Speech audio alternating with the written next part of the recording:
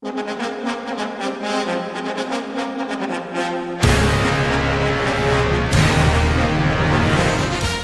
listening to 90.3 WHPC, the voice of Nassau Community College in Garden City, New York.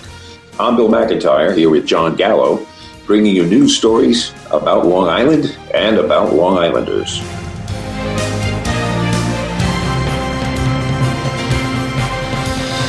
And we're here. It's 2 days after the presidential election. And our guest today is Yancey Roy, who's been, I hope he's been sleeping a little bit. Not too much, but enough. Yeah, so I know, Yancey, you've had, I'm sure, a busy couple of days. I know you were very busy election night. You want to tell us a little bit about your experience? And we know Newsday has a new studio that they were showing off that night, and we're using its full capabilities. So it was good to see you guys get a little bit of a nice, maybe budget upgrade there and help you guys support yourself. Yeah, it was a new setting. We're in a new building in Melville.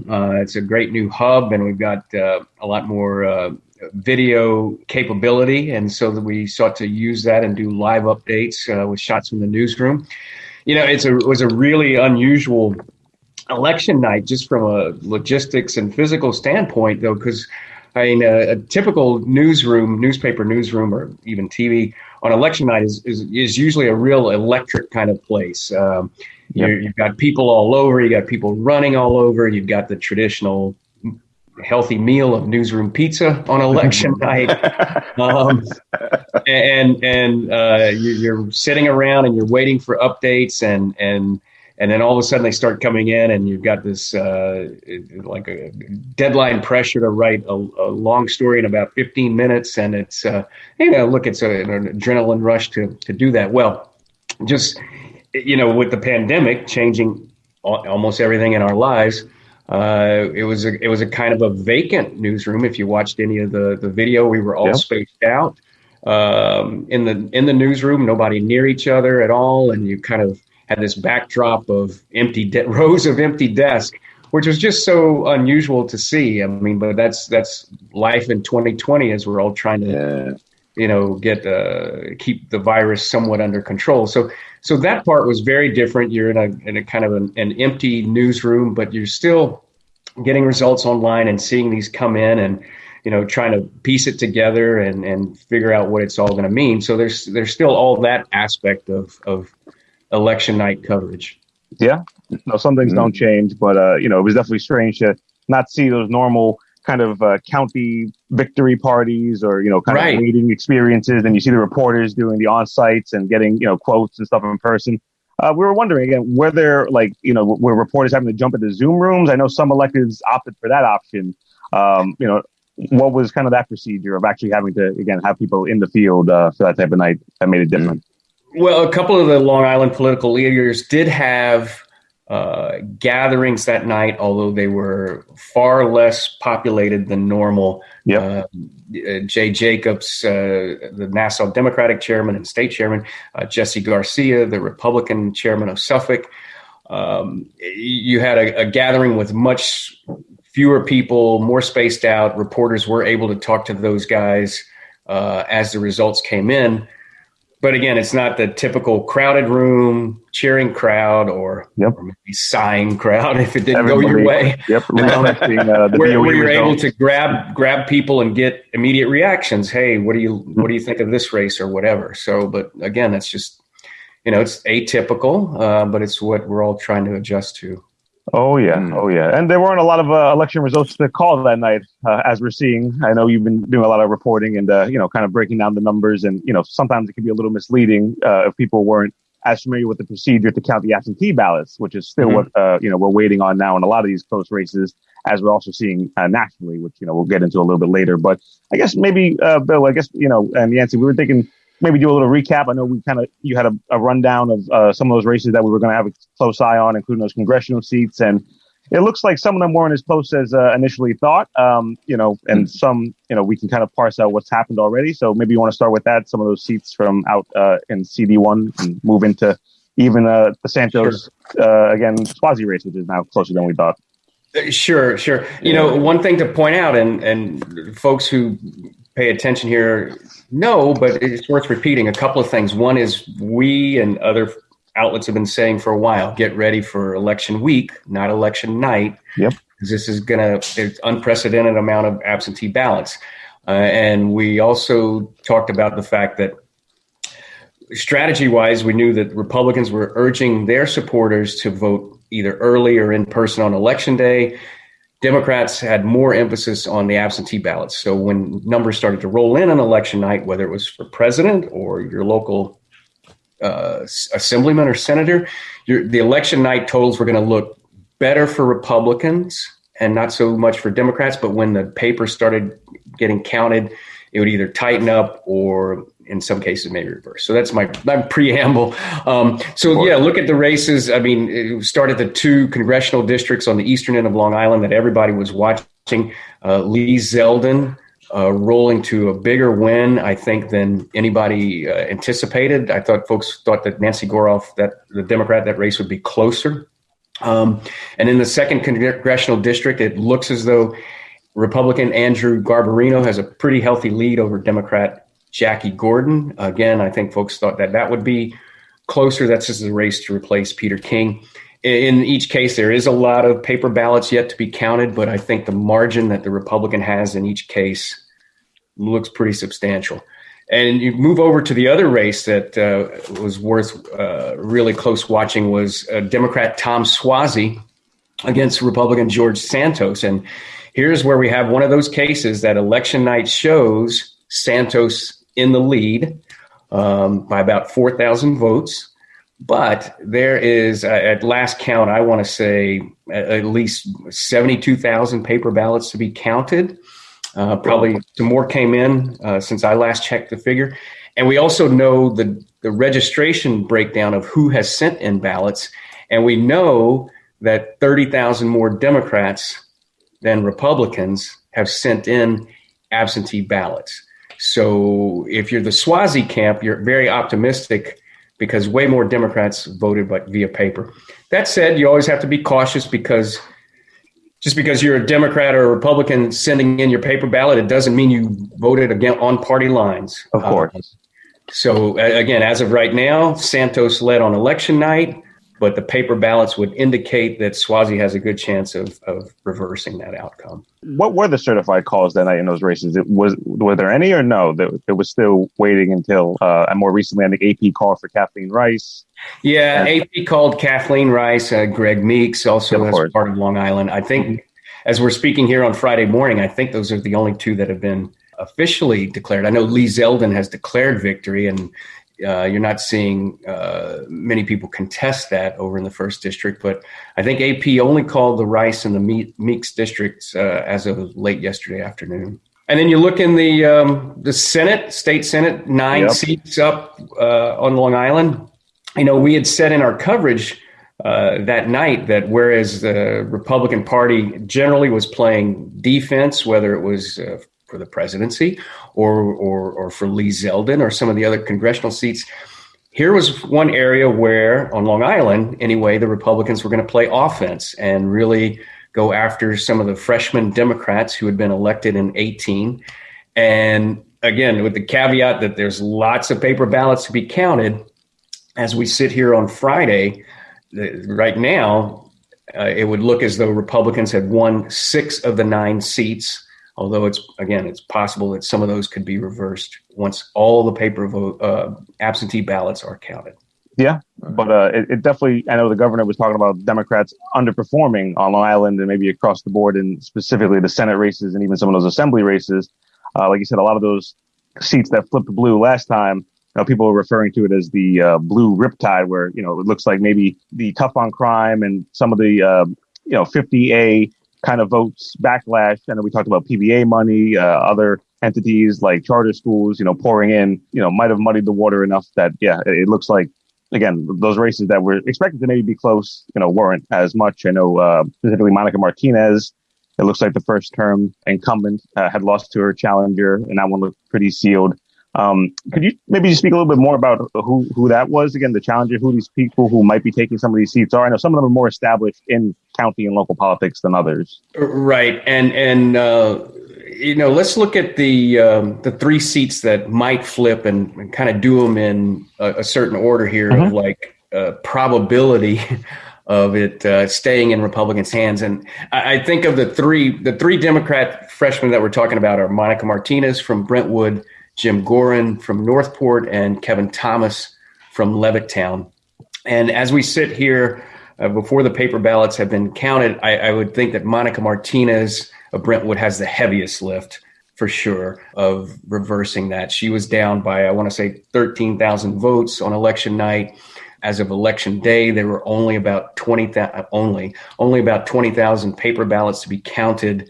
That's generally not enough to reverse that kind of deficit. And I know that even the state Senate Democratic Campaign Committee was not really looking at that very optimistically. Alexis Wyke was the receiver of taxes in Islip. She was the Republican candidate.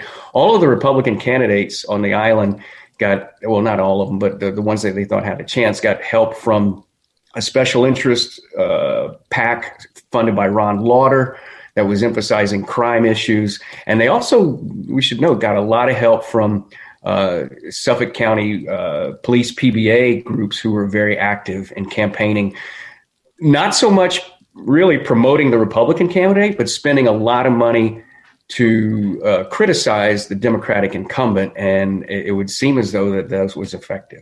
Is that similar also to what we saw in Nassau? I think they spent more in Suffolk, but I think more they really were targeting three people: Martinez, Gorin, and Thomas. Of course. And I think next Thomas, Kevin Thomas is right now is trailing Republican Dennis Dunn.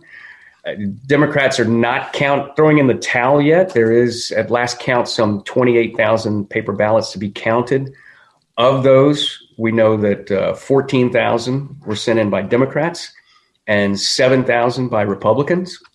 So it's about, again, if they voted on party lines, that's about a 7,000 vote gain. But that right now wouldn't be enough to make up the difference for Kevin Thomas. I think the Democrats are a little bit more optimistic about Jim Gorin. He's from Northport. His district spans part of Nassau and Suffolk. He's run against Edmund Smith. And the reason why the Democrats are a little bit more optimistic there is that as of Tuesday, there were already 36,000 absentee ballots received by the Board of Elections. Okay. And the party breakdown there on who sent them in, Democrats had at least an 11,000 vote advantage there.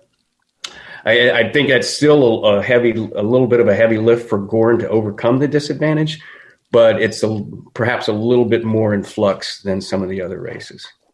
I see. Yeah, no. And like I said, it really does come down to these absentee ballots and, seeing the record numbers of absentee ballots having to be processed. We know it's a challenge, I'm sure, at BOE, but it's good to see that, no firm determination will be made, obviously, until every vote is counted and everyone's voice is registered, of course. And that could take at least a week. I mean, Nick LaLota, the Suffolk Republican Elections Commissioner, told one of my colleagues when they were asked about, okay, when might you see everything finalized? He said, well, we're sure we could get it done by Thanksgiving. There's something to talk about at the table. Just don't tell the rest of the country. Well, I think it's a different dynamic going on with the presidential vote. And here, I mean, each state has not to sideline into that, but they're already trying to do legal challenges and stop the counting. I think what you're seeing on Long Island and other state races is, and nobody's filing suit to stop the count. Everyone's sitting here and actually taking it more the way you think it should go, which is like, okay, let's get through the paper ballots and then kind of go through there. Yeah, because I know in some legal challenges. In some states, they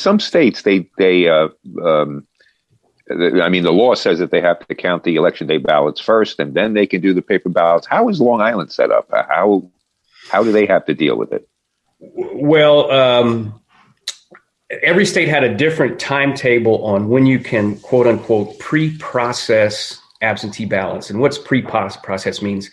Open them up, check for any obvious problems, have them sort of theoretically stacked up in your, your desk or your file cabinet, and as soon as the election day is over, you could start running those through your Scantron machine to tally them. But what they're trying to do in New York is also be cautious especially on Long Island, is be cautious if they open those ballots and there's a stray mark or inadvertent mark on, say, you had sent one in and some sort of mismark. You would have a chance to what they call correct your ballot, and they might contact you, and maybe you didn't put the date down, or maybe there's something else that is correctable. And so what they were saying on Long Island is that they might not actually start tallying or counting the paper ballots till 7 days after Election Day, because their thought was, we want to first establish which votes are legal and which has to be disqualified. And once we kind of finish that, then we're going to run them all through the machine, and we'll be able to give you your total. Yeah, no, that's an important distinction to make. Have you seen, and you and your colleagues in your reporting, any kind of information about how many ballots maybe needed that curing or correcting process? Are they releasing that information? Not yet. It's just too early on all of that. I see. Okay, well, it's good to see, though. It makes a lot of sense that, especially this year when me and Bill were talking about it before the show, that a lot of people aren't familiar with that absentee ballot process. Usually it's a high mark. You have to meet certain criteria to get it.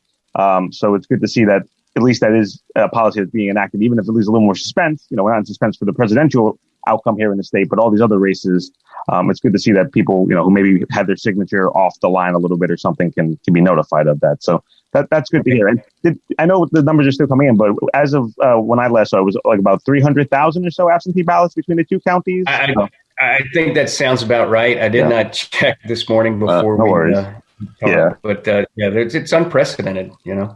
If we're running down races, let's also mention there's at least 4 assembly district races where, the balance of the assembly hasn't been as big of an issue as the state Senate. But there are 4 races where Republicans are in the lead on Long Island. But it might be reversed at some point. And probably the most surprising one is Steve Englebright, a 28-year veteran out of Setauket, right now trailing Republican Michael Ross by I want to say it was 12 or 1,400 votes. But there is 13,000 absentees out there, and that might be enough. And by the way, let me stop and say this isn't a hard, fast rule, but generally speaking, what we're seeing in these absentee ballots across Long Island is that roughly 50% on almost every race, roughly 50% of them are coming in from Democrats, 25% from Republicans, and then 25% from unaffiliated or all other minor party voters. So anytime you hear there's 28,000 absentee ballots in a race or 14,000, you can roughly divide it up that way. About 50% of them are going to be from Democrats and about a quarter from Republicans. Yeah. And a couple other Democrats in the assembly trailing right now, Steve Stern from Huntington and Judy Griffin from Rockville Center. Both incumbents who are trailing right now, although if the absentees break on party lines, they could very well end up being the winner. Of course. And just real quick, to those points, even if the absentee ballots wind up shaking out in a way that shows that maybe some of these Democrats who were incumbents actually wind up winning the races, how do you think this will affect governance and local politics in terms of positions that these legislators are willing to take up, seeing that there really was a much closer margin than they thought, and maybe there was more conservative activism and, again, Republican kind of strength, that they weren't really expecting? How do you think it'll affect, if they do manage to hold on and other races going forward, let alone the balance of the Senate? Well, state Senate, where the margins between Democrats and Republicans are a little closer, I think that's going to be, I think it will affect sort of how the Democrats are still going to be in the majority in both houses, but it might affect how far they want to push on some of these policies, especially when it comes to crime and criminal justice, because all along, there was an ambitious agenda for the Democrats in 19 and 20 sessions, changing the bail laws, for example, was a big one. And Republicans had been saying that they were going to use these against Democrats. They were also going to use the sort of generic argument that one party rule is not good and we need to have more diversity.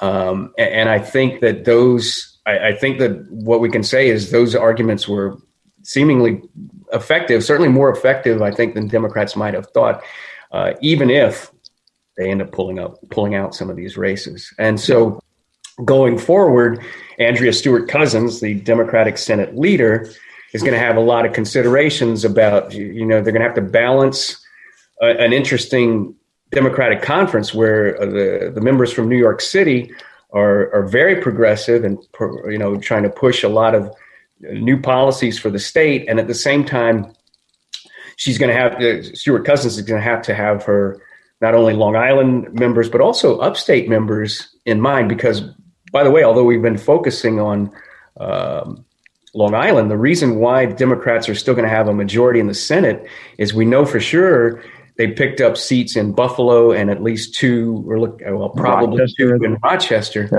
Yeah. So there still is going to be a significant sort of suburban and upstate component to the Senate Democratic majority when they return in 2021. Interesting. It's not going to be all city Democrats who are going to be calling the shots. There's going to be other folks too. You're listening to 90.3 WHPC, the voice of Nassau Community College. I'm Bill McIntyre here with Jon Gallo and our special guest, Yancey Roy, talking about what we've been watching the last few days. I guess maybe just to bounce off of, what we talk about, the impact potentially in the Capitol. What about if some of these results shake out, but some of these congressional races out on Long Island, how would that maybe impact Long Island's standing in D.C. when it comes to, I know we're talking about trying to get federal funding and trying to deal with a lot of the issues that are still coming out of the COVID crisis and the economic fallout. How do you think, theoretically, if some of those, again, Republican seats get picked up? Well, I think that regardless of party, there are some issues that united Long Island congressmen, even during 20 and 2019. Mm-hmm. Among those is sort of a big issue is the tax cut that was passed during Trump's first year in office, and the so-called SALT exception, which is a deduction for if you pay such an amount in local taxes, you get to deduct that from your federal taxes. And on Long Island, where property taxes are really high, that's a significant factor. So they're all united in trying to fight that. Now, whether they're successful, I don't know. There's a lot of other states that don't want to make a change at all. But I think also another issue where the delegation will be united regardless of party will be the issue of stimulus and direct federal aid for state budgets, because the New York and other states have been making a case that if you don't help the state government, there's going to be a trickle down that hurts the county governments and the city governments, and it's going to end up hurting your school districts and not just Democratic sort of constituents like perhaps schools or community groups, but police and fire. These all depend on some sort of federal help as well. So I think the fact that every element of the state budget or a county budget has been hurt by the pandemic will unite the delegation to fight for more help for Washington to help the local jurisdictions deal with all of this. Yeah. Make sure you don't have to close schools or lay off teachers or lay off police or what have you. Exactly. That is good to see. Definitely, especially at the beginning of the pandemic, we saw everyone come together. But it looks like at least, the residents and the leaders understand how important, like you said, that federal funding is, whether it's the MTA, whether it's first responders, all these types of important programs, things like food insecurity, getting funding for those types of resources and other types of community organizations that need it. It's interesting, and it's hypothetical, but it's interesting to see how much, I wonder, the Republican maybe gains might have been more important if the President Trump had potentially more chance of staying in office. Again, it still is a good chance of it, but it's kind of looking maybe at this time that we're recording this, that the numbers are starting to turn out more into Biden's favor with the electoral count, but. It's good to see that even if whoever wins, bipartisanship will, overcome the politics when it comes to the resources that people need and deserve. Obviously, I know, like I said, whether it's we talk to the county executive, Laura Curran, or when we talk to town of Hempstead, Don Clavin, and all of them are echoing the same thing. Phil Ang from the MPA, they all know that this is something MPA, right? Yeah. Yeah, and what's going to be interesting is to really look for in 2021 is the state, Governor Cuomo, state legislators had this strategy all throughout 2020, which was to not take any steps right now to deal with the ever increasing budget gap for New York State. Just borrow what we need to do to get through the short term, but we were not going to do anything dramatic like, remember he kept threatening we're going to cut schools $10 billion, we're going to cut this, everything 10%. Well, that was more of a negotiating stance, I think, than anything else, because what they wanted to do was not take any action until there was some sort of resolution from Washington about what the final package would be to states. And once it became clear that nobody in Washington, was going to make a deal before Election Day, I think the action from New York State was we're not going to cut spending. We're not going to do layoffs. We're not going to do a hiring freeze. We're not going to do a pay freeze.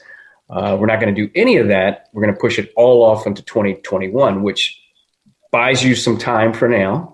And certainly Cuomo is an ally of Joe Biden. They're hoping that Joe Biden, who's been more amenable to stimulus spending, will do something to help the states. But that said, as we move into 2021, you're going to have to wonder, even if Washington does something, whether they're actually going to guarantee to cover all the losses that New York and other states have had. That's still very much up for debate. And you wonder if you get sort of a partial coverage, if you will. And then so how does the state react to that? Will it end up having to cut spending in other places? Will it raise taxes, as some of the Democrats have said, on the super wealthy, or on stock transfers and other kind of specialty financial wheeling and dealings? So all of those big questions got put off for 2020, and they're probably going to have to be answered some way or another in 2021. Yeah, no, it's been interesting. I know a lot of the guests we've talked to said it as simple as that, that we're all going to have to kind of rely on, let's see what happens after the presidential election. I know, we're concerned about that with the census and with other kind of methodologies that impact federal funding, but specifically with, having a little bit more of a, an administration that's a little more friendly to funding some of the bigger cities, including ours. It's something that, again, I know we talked about Alfonso Castillo, your colleague, and a lot of other folks, that's a lot of what the recovery is hinging on. Which, has been interesting to see that's the best we can kind of hope for. But it looks like now that may be the case, like you said, it still might not be without some austerity and some cuts and things along the way. But at least hopefully it makes it a little bit better. I tell you, but the recovery is going to be, we're talking about a long, protracted thing. We're not talking about, Washington coming in here and giving us a pill and everything is good now. The whole landscape has changed. Just the amount of businesses that we've lost and are going to continue to lose. The entertainment industry, the restaurant industry, they've all been devastated. Stimulus will, make us take us till the end of next week. But the month after that, we're going to be back where we started. And I don't see any of these municipalities really recovering the amount or the ability to take in the amount of money that they've traditionally been able to take in. Everybody is going to have to realign exactly how they do business, where are their customers coming from, because the people that used to service these or be customers for these businesses have also been devastated. I get everybody talking about stimulus, but I'm thinking, okay, and when we've spent that and that goes away, it was like the $1,200. Everybody was, right. It didn't last long. Yeah, it really didn't last. Programs like the PPP, even other things that were there, but maybe, they weren't that easy to access. And some of them even show that there's still money left potentially in those programs, even after they, were officially kind of phased out. like you said, just because it's there doesn't mean it's going to actually deal with the root causes and have the effect that's always intended to the, maybe need that's there. But I don't know. Yeah, I think some people are going to have to make, we're all going to have to make tough decisions about what is realistic going forward. What can we maintain?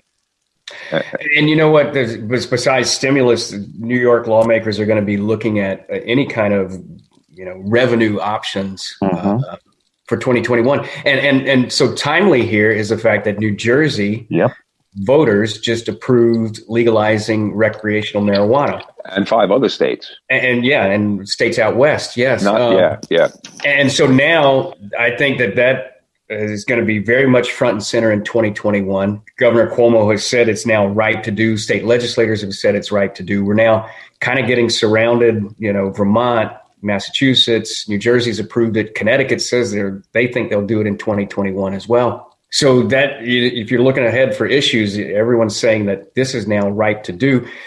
They came close in 2019 to approving it. 2020 never got anywhere because the pandemic kind of grinded everything. Right. But they still are hung up on, if we tax it, how exactly do we distribute the money? We don't, legislators don't want it going into the general just till, if you will, of the government. They want to for especially social equity and community programs and that sort of thing. And there's all sorts of, it is rather complicated about the business models because folks liken it to alcohol. Let's take an alcohol analogy. They don't want to open it up and then have the market be just completely dominated by the Budweisers and the Millers. Exactly. You want the small craft cannabis. Yeah. They want enough room for small operators to make it a profit too, because as they say, that's a way to make jobs. Yeah. Further expansion of gambling, I think, might be on the table as well. Online gambling in New York. Both of these, by the way, gambling, marijuana, they're not cure-alls. No, right. They wouldn't bring a lot of money immediately the first year because you'd have to have some regulatory structures put in place. And so it'd probably take 12 months or something before you see any real revenue. But it's among the issues that you will probably see strongly advocated when lawmakers come back to Albany to do business. They might be doing it virtually. Yeah. But convene to do some sort of business. Yeah. Yep. I was going to mention that same thing. I'm glad you brought it up and not me, because the estimates the state had said, I think the governor said, he thought initially that marijuana legalization would bring about $300 million. That's the figure they're throwing around. Mm-hmm. Yeah. And I think he's been wrong before on his estimates. I don't know. I guess they have to pick a number to start with. When we were talking to the county executive, the governor had put a price on what an ounce of marijuana should go for. And I asked the county executive if she realized that he had competition. And she said, well, what do you mean? I said, well, you got to realize that there's been a marijuana industry on Long Island for 100 years. I said, just because you guys haven't been involved, other than the law enforcement side, doesn't mean that this thing hasn't been, and if you're going to come out and say, okay, we're going to legalize this, and now an ounce of marijuana is $100, your black market is ripe to take up the slack. That is one of the real considerations that lawmakers have talked about and will continue to talk about, is what kind of tax rate to put on it, because you don't want to have a situation where legislators get too many dollar signs in their eyes, and like you say, they decide, hey, we can charge X amount, and then you overprice it, and all you do is sort of drive the black market. So I think they are kicking that around. And another point to make about the $300 million figure, whether it's 200, 300, 400 million. Again, this is like it's not even 1% of the state budget. So it's in and of it's in a vacuum that sounds like a lot of money, but in the context of what the annual state budget is, it's marijuana would help.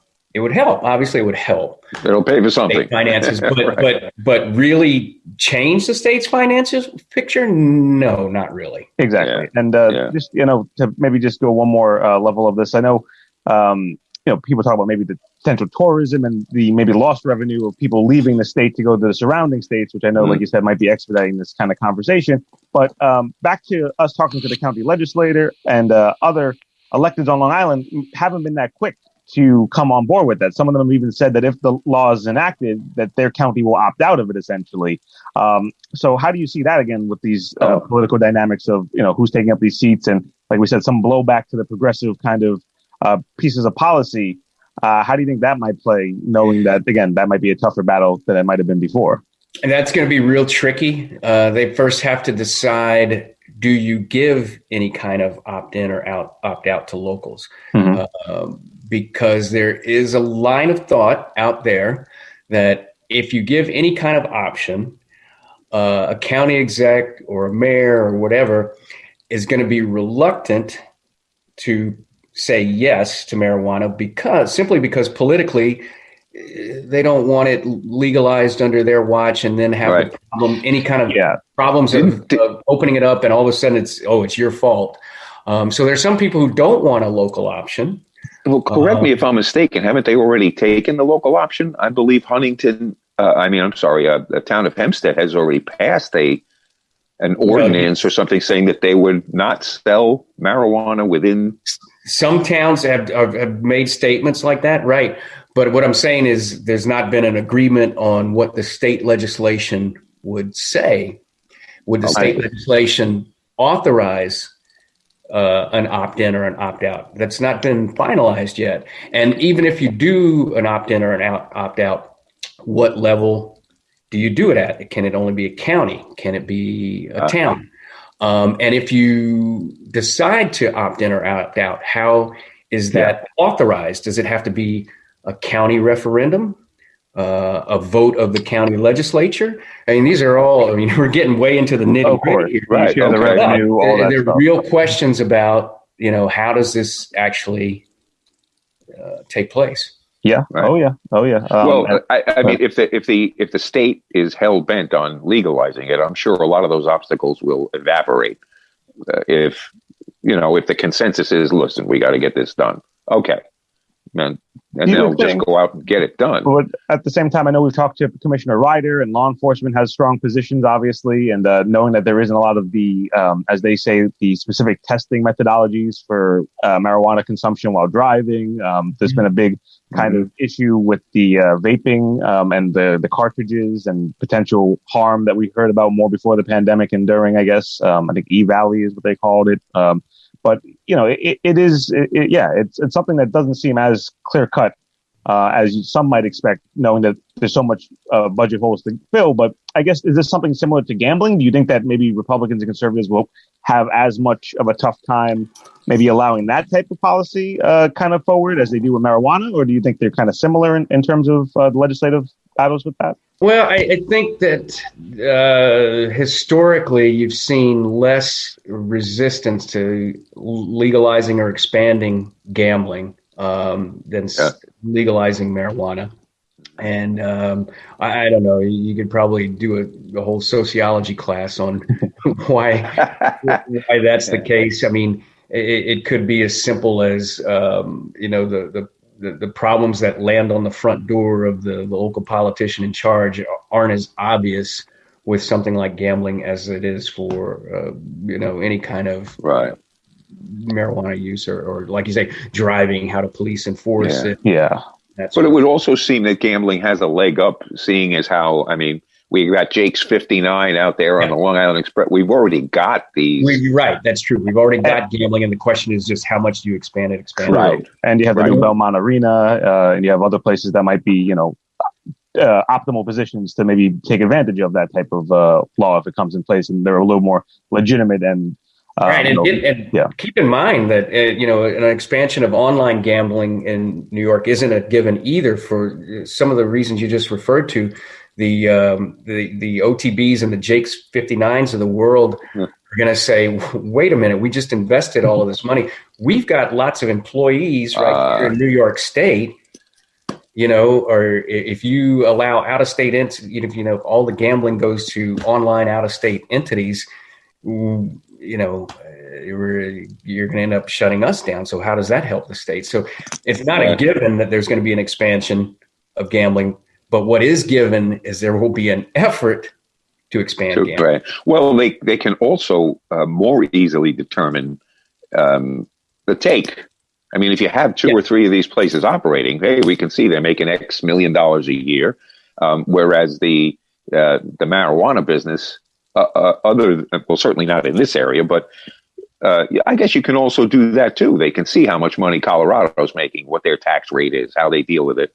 There are a lot of models, so they shouldn't have an argument there that we don't know how to do this. Really, there's 50 ways. Go look at them. Almost, yeah. And bring it back and make it happen if that's the way we're going. I don't know. I don't know if it'd be bad or good. I mean, personally, I think a population that was more inclined to use marijuana than alcohol, that to me might be a plus, considering all the damage that's happened over the years that can be directly related to alcohol. Back to another sociology class, I think. Criminology course. But interesting though. But we're gonna get into all of those issues. I guess you're going to hear the conversations fly. Going to be interesting. And the other real to me with the financial thing, I'm worried about the Long Island Railroad. There's a lifeline for the Long Island, and I think. I mean, their whole thing is changing. They used to have X many riders, and they knew that was a guaranteed income. And now that whole thing has been kind of torn apart, and they're operating, differently than they used to, and they're going to have to continue to do that. That's scary. Well, yeah, I think ridership on rails will be down as long as we're in this situation we're in with the virus where there is not a vaccine yet. And I think everyone is figuring out someday we'll get to a vaccine, but then there's a question of how soon is it administered and how soon is it become effective? And then how soon does the public become comfortable returning, which is a whole other question. Having ridden LIRR just a couple of days ago to come from down, I came Amtrak to LIRR to come out to Newsday headquarters. I tell you, on one of the cars I was in, middle of the day, I want to say there were 4 or 5 other people besides me in one car. And Amtrak's taking a hit too. When I rode Amtrak from Penn Station back up to Albany, I was in one car with 2 other people in the entire car. Wow. Yeah.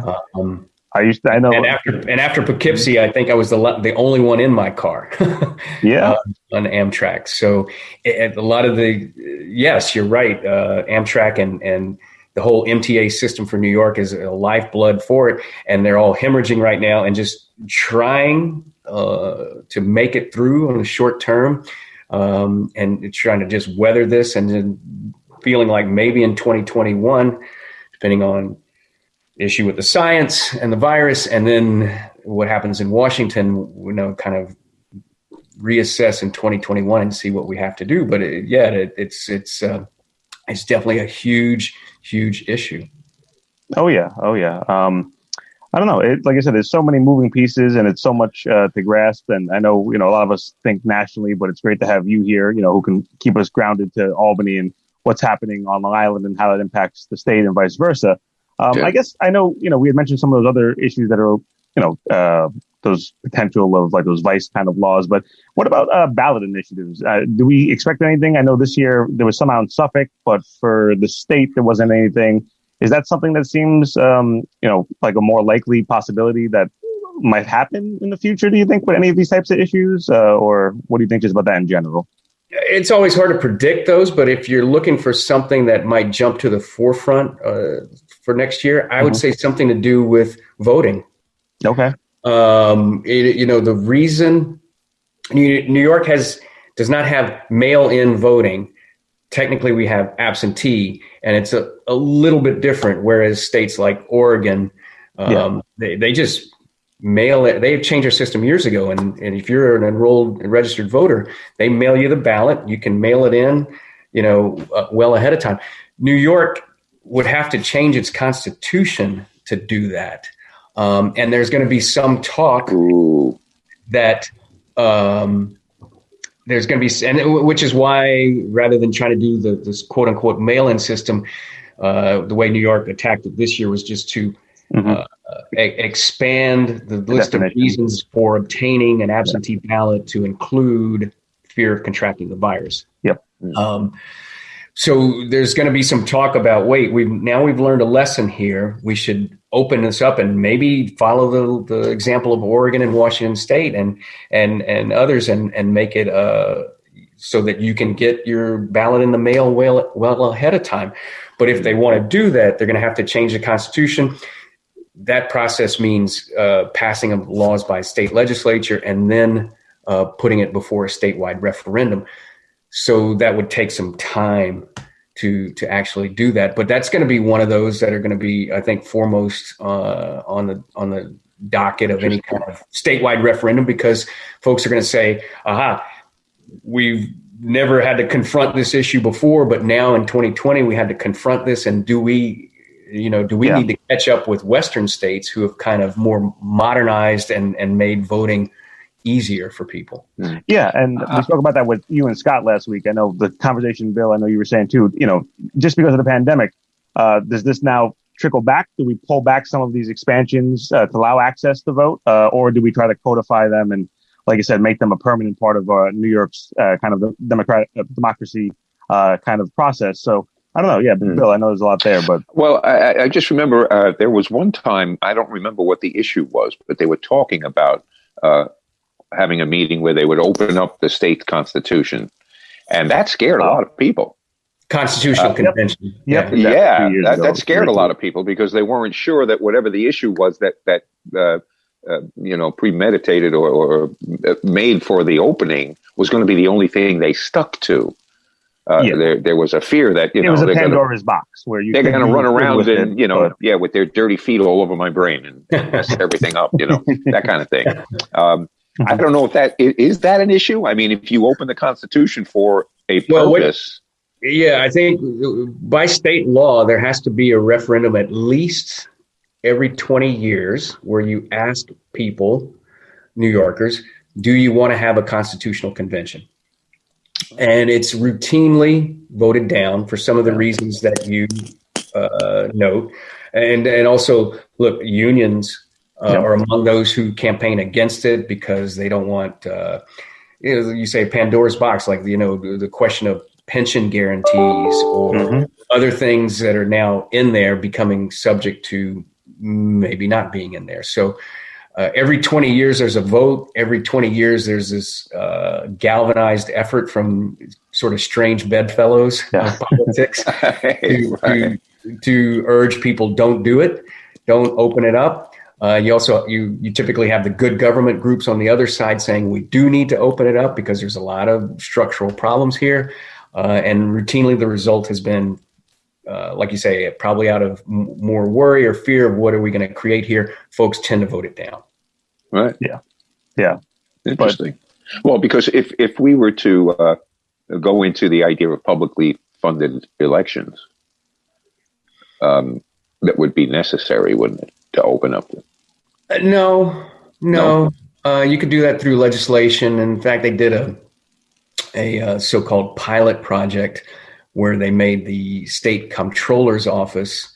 They gave a public financing option, but they frankly put such strictures on the way you would be publicly financed that no one really used it. There's been also talk about that in terms of if you were going to do public financing and you were worried about the effects, if you wanted a test case, maybe the best place to start it would be judgeships, frankly. Yeah. There's a lot of elected judgeships across New York State. Typically, the only ones who contribute money to judicial races are big law firms, right? And folks say, well, even if it's not has a direct link on any kind of outcome. It's just the appearance of things. Judges are supposed to be the independent arbiters. Yeah. If you're going to have a public financing for elected office, that would be the place to start. But again, it's never really gotten a lot of traction beyond just the discussion phase.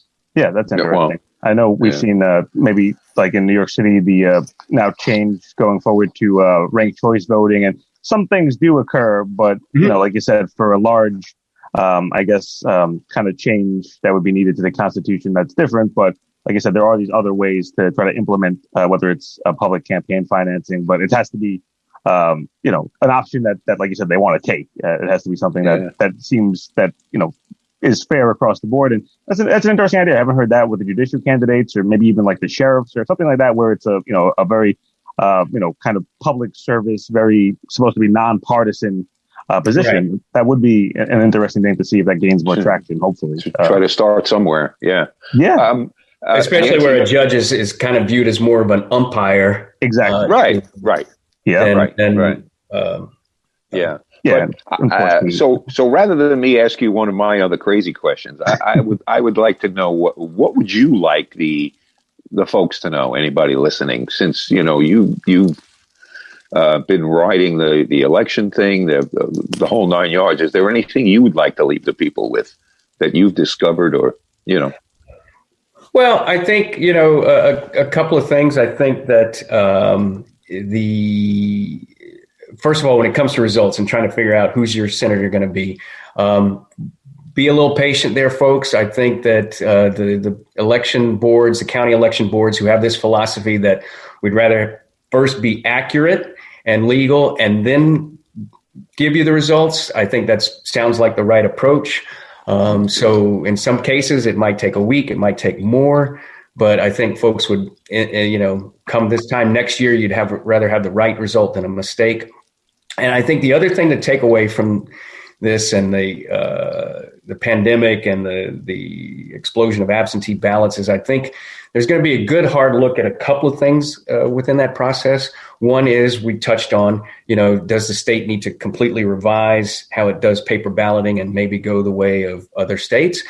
And also one we didn't touch on yet, which was we saw a lot of problems with county boards of elections trying to adjust on the fly to everything that they had to do. And a lot of them did pretty good jobs. There were a lot of problems as well, though. And that's going to spark this discussion, which is, should boards of elections become more of a regular kind of civil service, state agency, local agency department, much like a health department or environmental department or whatever, and not so much a blatantly politically run kind of operation where the Democrat and Republican Party kind of split appointments and split commissioners and, that sort of thing, whether that should be more subject to a sort of a professional class civil service kind of operation than the way it is now. Yeah. Right. Interesting. Seasonal workers and stuff like that. There's a lot of pressure in a good year, but, seeing this year, all the things that were on their plate, I was happy to see, just in my own experience, anecdotally, that they had more poll workers than they needed at my site. They had so many people filling up those gaps that maybe some of the other folks I were more familiar with, who maybe weren't comfortable with being a poll worker this year. People really stepped up to the challenge. And, a lot of times, like I said, it was more the infrastructure that could have been a cause of failure.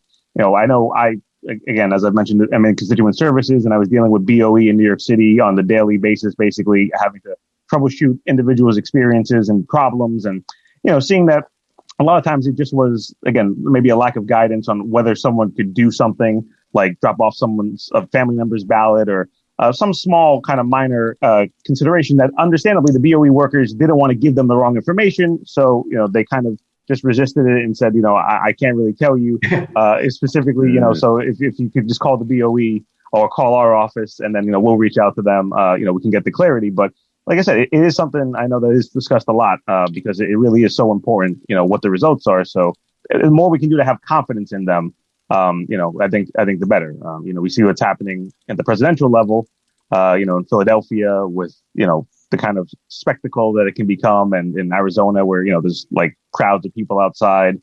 Anything that can diffuse the situation, I think, most people would be in favor of overall. But I don't know. I guess, yeah, just in the last few minutes that we have left here, I guess just one other quick question just before we get into the last maybe thing. Was there a big discrepancy? Because I was hearing mixed things in field programs and actual like GeoTV, not just, I know everyone was doing digital phone banks and stuff like that, but did we see out on Long Island more Republicans actually out there knocking doors and doing that kind of? I don't think anyone was really knocking doors very much. I mean, it just couldn't do a lot of that. There might have been a lot of, I'll drop off this pamphlet and hang it on your board. Lit drop. Yeah.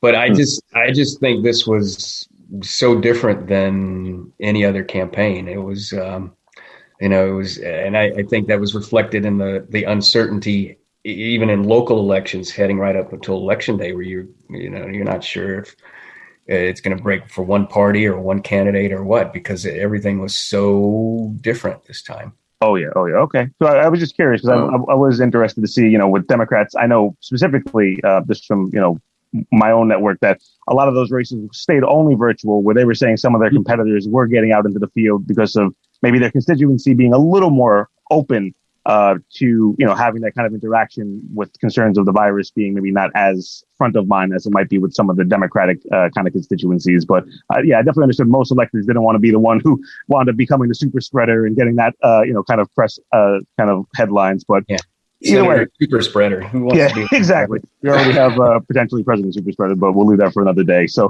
point is, thank you so much again, Yancey. We always want to thank Newsday. We're glad to see you guys are kind of back in HQ and are building and even bigger and better things for all the people on Long Island to be informed. So thank you again, and definitely. We'll still watch these presidential results, and there's still more to come. Like you said, and as we speak, Arizona, Pennsylvania, Nevada apparently have all gone to Biden. And this show, obviously, we're pre-recorded, so we don't know the result yet. But it seems to be, it's getting close. Anyway, again, Yancey, thank you very much for coming on, putting up with our questions. And no problem. Nice to talk to you guys. Thanks for the interest in us. No, hey, it's great. And we do want to mention that the Newsday studio, that you're going to be a TV star then soon, right? I guess. Internet star, TikTok generation. But hey, that's great. The more information we get to more people. I mean, look at the issues we're having now with people just not knowing how votes work. Yeah. Right. And all of a sudden, the sky is falling. It's like, oh my, cooler heads need to prevail. That's my battle cry from now on.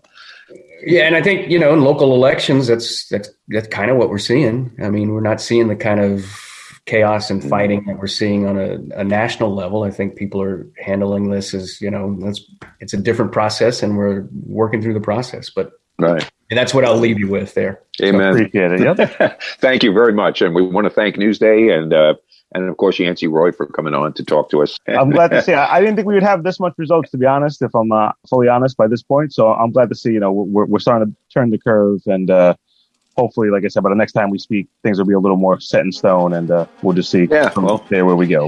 And we'll get Yancey to come on and talk to us again about the conditions after the event, as the dust starts to settle.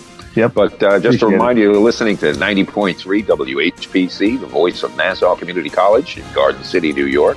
I'm Bill McIntyre, here with Jon Gallo and our guest Yancey Roy. And have a great weekend. We'll talk to you on the other side.